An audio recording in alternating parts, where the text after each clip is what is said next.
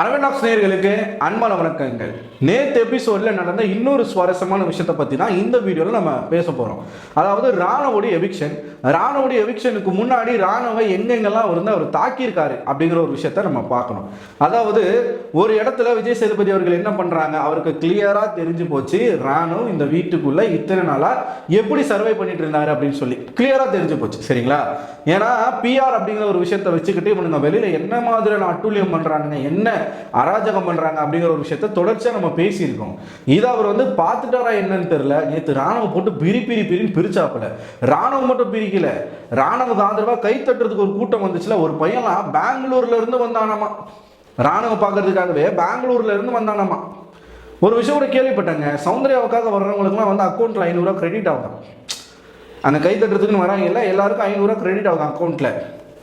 இருக்கலாம், வசதியானவங்க என்ன வேணா பண்ணலாம், யாரு கண்டா சொல்லுங்க. சரி, இப்போ ராணுவ மேட்ருக்கு வருவோமா?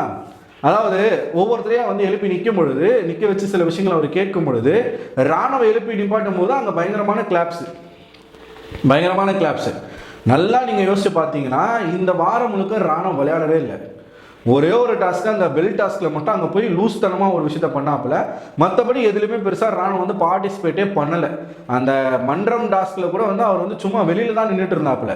அவரால் விளையாட முடியாதுன்னு சொல்லிட்டு விளையாட விடலை. சரிங்களா? ஸோ இந்த பவுலிங் டாஸ்க் விளையாண்டாரு. பெருசாக ராணுவம் வந்து எதுவுமே பண்ணலை. அந்த ராணுவுக்கு எதுக்குடா கிளாப்ஸ் அப்படின்னு விஜய் சேதுபதி ஷாக்கு. அந்த இடத்துல பிடிச்சாரு அந்த இடத்துல பிடிச்சாரு. வந்ததில் வந்து ராணுவுடைய ஆட்கள் எத்தனை பேர் அப்படின்னு சொல்லி கேட்டாப்புல. எல்லாரும் கை தூக்குனாங்க. கை தூக்கும் போது ராணுவ பார்த்துட்டு, என்ன ராணுவம் ஆள்லாம் பயங்கரமாக செட் பண்ணி கூப்பிட்டு வந்திருக்கிறீங்க போல இருக்குதே அப்படின்னு சொல்லிட்டு இவர் டைரக்டாகவே ராணுவ கிட்ட கேட்குறாப்புல. அந்த இடத்துல ராணுவ ஒரு மாதிரி சிரிக்கிறாப்புல. உடனே விஜய் சேதுபதி அங்கே சொன்னது என்ன தெரியுமா? நீங்கள் என்ன பண்ணுறீங்க, ஏது பண்ணுறீங்கன்னு எல்லாமே எங்களுக்கு தெரியும், எல்லாத்தையும் நாங்கள் பார்த்துட்டு தான் இருக்கோம். இந்த நடிக்கிற வேலைலாம் எங்ககிட்ட வேணாம், எனக்கு எல்லாமே புரியும், எல்லாமே எனக்கு தெரியும் அப்படின்னு, வெளியில் என்ன நடக்குதுன்னு எனக்கு தெரியும் அப்படிங்கிற ஒரு விஷயத்த ஓப்பனாக உடச்சி பேசிட்டாருங்க. ராணுவால் அங்கே பேசவே முடியல. அவன் மூஞ்ச பார்த்தாலே உங்களுக்கு தெரிஞ்சிருக்கும். அந்த இடத்துல சௌந்தர்யாவுக்கும் அந்த இடத்துல ஒரு மாதிரி பயம் வந்திருக்கும். ஏன்னா என்னடா இது திடீர்னு இப்படி சொல்கிறாரு, ஒருவேளை கண்டுபிடிச்சிட்டாங்களா அப்படின்ற மாதிரி தான் ரெண்டு பேரோட முகமும் இருந்துச்சு. சரிங்களா? இந்த பிஆர் அப்படிங்கிற ஒரு விஷயம் வந்து பயங்கரமாக அஃபெக்ட் ஆகியிருக்குதுங்க இந்த சீசனில். சீரியஸாக, அதாவது இந்த பாசிட்டிவ் பிஆரை தாண்டி இந்த நெகட்டிவ் பிஆர் ஒர்க் பண்ணானுங்க பார்த்தீங்களா? ஐயோ, அவனுங்க அட்டூழியம் தாங்க தாங்க முடியல. நீ பாசிட்டிவாக பண்ணணும்னா உன்னுடைய கண்டஸ்டண்ட்டை நீ பாசிட்டிவாக பேசு, தப்பு இல்லை.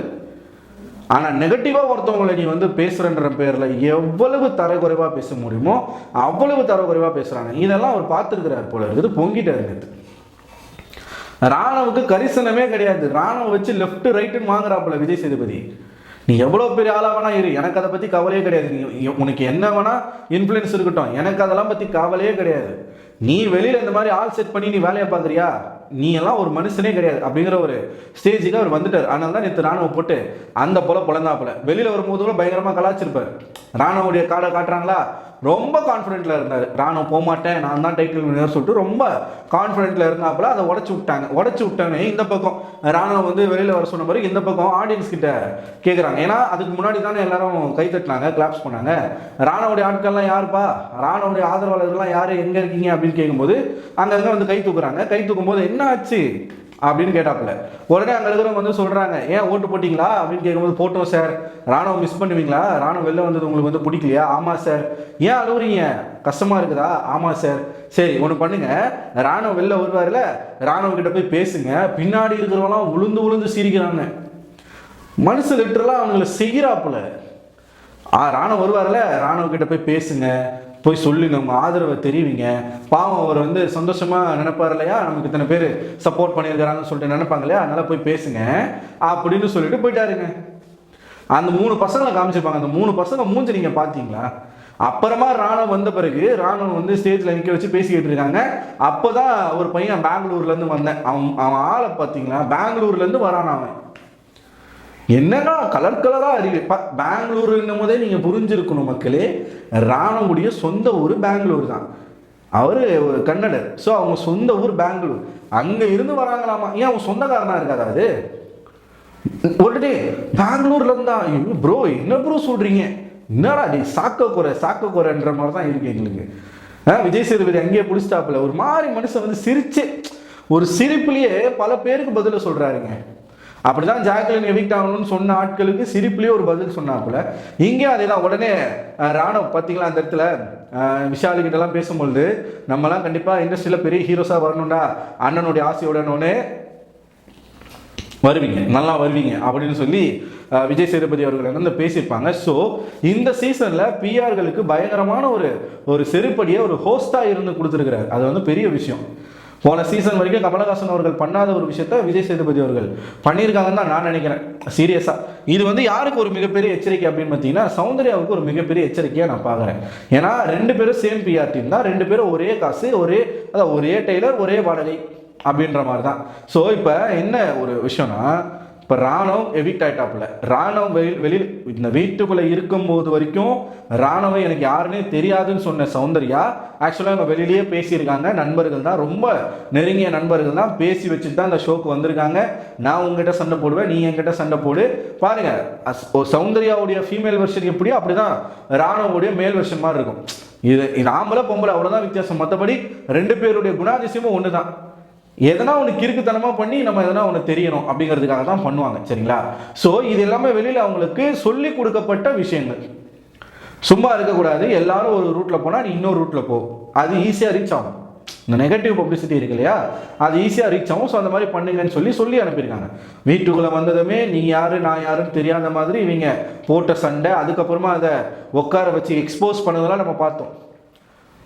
ராணுவ யாருன்னு எனக்கு தெரியாதுன்னு சௌந்தர்யா சொன்னதும், அங்கே வந்து ராணுவோடைய ஃபோன் நம்பர் எப்படி உங்கள்கிட்ட கிடச்சிது, ஃபோன்லாம் பேசியிருக்கீங்களே, தெரியாமல் எப்படி பேசுறீங்க, அப்படி இப்படின்னு அவங்க கிடுக்கு பிடி கேள்விலாம் கேட்கும்போது சௌந்தர்யா வளர ஆரம்பிச்சிருச்சு. ஒரு இடத்துல பேசியிருக்கேன், 2 இடத்துல பேசியிருக்கேன் அப்படின்னு வளர ஆரம்பிச்சிருச்சு. ஸோ பேசி வச்சுக்கிட்டு வந்திருக்காங்க. இப்போ என்ன, ராணுவ வெளில போயிட்டாரா? நீங்கள் ஒன்றும் இல்லை, ராணுவோடைய இன்ஸ்டா பேஜை போய் பாருங்கள்.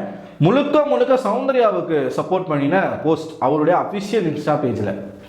ஸோ இப்போ என்ன ஆயிடுச்சு, இந்த 2 பிஆர் டீமாக இருந்தது இப்போ ஒரே பிஆர் டீமாக மாறப்போகுது. ஏன்னா 2 டீம் ஒரே காசு தான். இவர் வந்து எவ்வளோ செலவு பண்ணியிருப்பார், ஒரு குறைஞ்சபட்சம் ஒரு 5 லட்சம்னு வச்சுக்கோங்களேன். இவங்க ஒரு 5 lakhs, இவங்க ஒரு 5 lakhs. இப்போ டபுள் டீமாக இருந்தது சிங்கிள் டீமாக மாறி வேலை செய்ய போகிறாங்க. ராணுவோடைய ஓட்டம் முழுக்க சௌந்தர்யாவுக்கு திருப்புறதுக்கு என்னெல்லாம் பண்ணணுமோ அதெல்லாம் பண்ண போகிறாங்க. ஏன்னா ராணுவோடைய சப்போர்ட் வந்து சௌந்தர்யாவுக்கு இருக்கிற மாதிரி தான் அங்கே வந்து ராணுவோடைய இன்ஸ்டா பேஜில் போஸ்டர்ஸ் எல்லாமே ஷேர் ஆகிட்டு இருக்கு. உங்களுக்கு சந்தேகமாக இருந்தால் நீங்கள் தாராளமாக போய் பார்க்கலாம். இவர் டாமா, அவங்க ஜெரியா, இவங்க 2 பேரும் டாம் அண்ட் ஜெரியா. ரைட், நல்லா பண்ணுங்க. ஸோ இதை பார்க்குற நீங்கள் என்ன நினைக்கிறீங்க? விஜய் சேதுபதி அவர்கள் செஞ்ச 2 சிறப்பான சம்பவத்தை பார்க்கும் பொழுது உங்களுக்கு என்ன தோணுது? உங்களோட கருத்துக்களை மறக்காம கமெண்ட் பாக்ஸில் கமெண்ட் பண்ணுங்க. அடுத்த ஒரு வீடியோவில் உங்களை சந்திக்கிறேன். அதுவரை உங்களிடம் விடைபெறுவது நான் அரவிந்தன்.